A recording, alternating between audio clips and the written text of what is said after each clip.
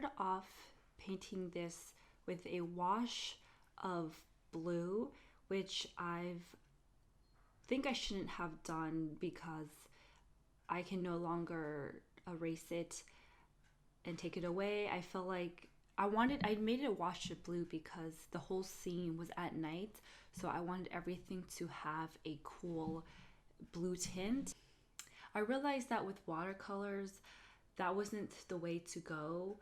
Um, I get really confused sometimes when I'm painting because I've painted digital before as well as oil painting and watercolor, and the process is actually quite different, and I get really confused. And in this case, I for some reason thought this was like oil painting or something because I started with a really dark layer that I just had to work with throughout the piece. So that was something that I wished I did differently. And throughout this piece, I also struggled a lot with perspective. I think I really needed to work on that a bit more, as well as layering. Again, I really needed to think about which pieces would go first and which pieces would go later. And I think that's one of the challenging parts of watercolor is trying to put it together like a puzzle, since with watercolor, once you put down pigment, it's really tough to make the pigment lighter in a sense. Unlike digitally, where you can either paint it over or you can just click the undo button. And for oil painting, you can actually scrape off the paint and try to paint over it. But in this case, with watercolor, it's quite impossible to do. So I try to just work with what I've got and with my mistakes. And I try to add in lots of textures. I think that made my painting really interesting, and that was something that I learned in my watercolor painting course, is to actually add textures, and that can really add so much liveliness to your flat watercolor paintings. But I also think I added too much textures.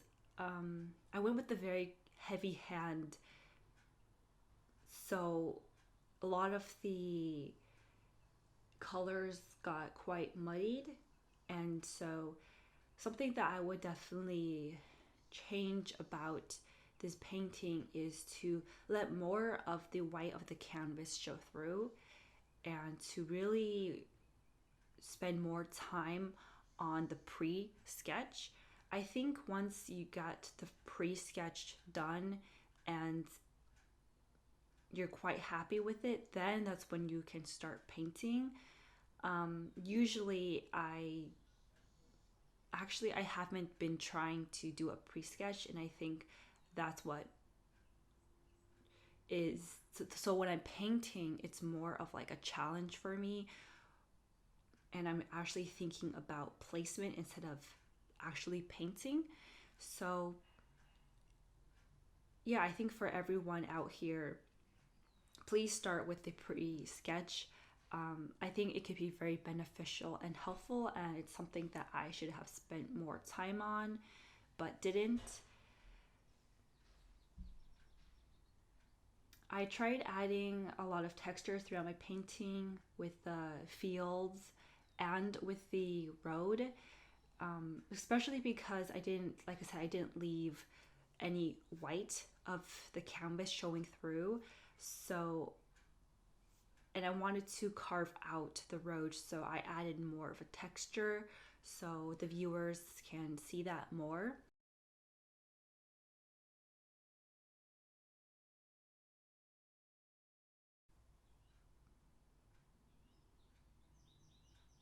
I think with this painting, and with any kind of painting, when when you have reference, you don't necessarily have to exactly paint it the way that the reference looks like. Instead, try to make it your style.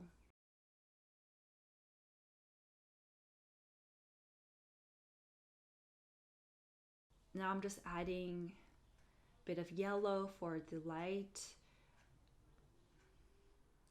and adding it also on the road as highlights.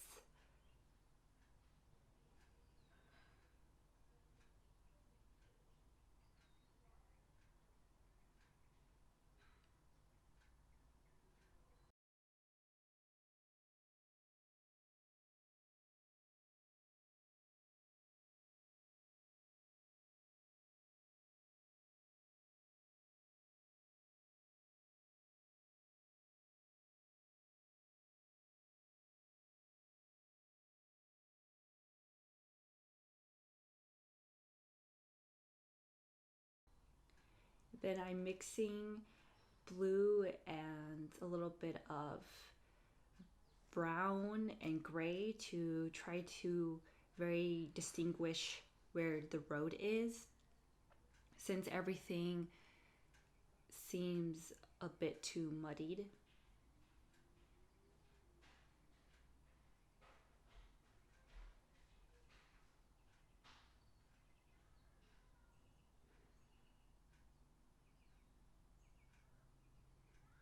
And using a wet brush, I am just blending out the side of the road into the fields so it looks more soft and it blends in nicely instead of just creating a very harsh line.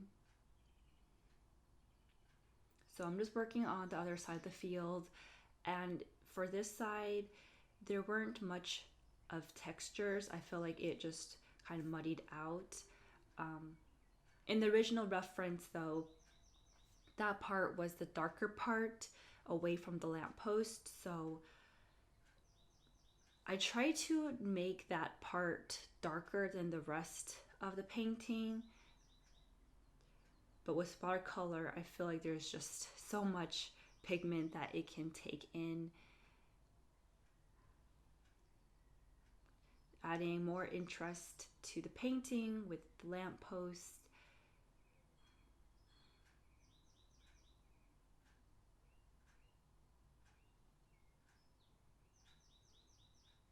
I'm adding more blue to darken up the sky, which technically I should have done early on, but it does create a lot of nice textures.